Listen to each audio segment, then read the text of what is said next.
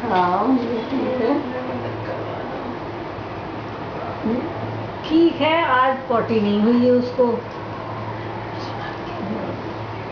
हाँ, तो डॉक्टर ने उस समय कहा था कि पेट तो मुलायम है, अब 2 दिन तो 3 दिन हो ही चुकी है फ्राइडे से।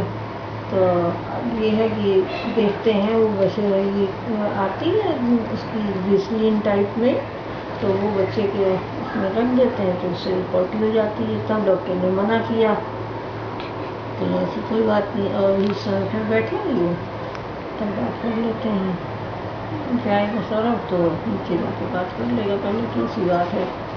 कहते हैं तो वो चीज़ तो लगवा देंगे किसी 2 नर्स को बुला के, उससे फ़ौरन नहीं होगी। हाँ हाँ, वो दोपहर तक में तो हुई थी, उसके बाद नहीं हुई है।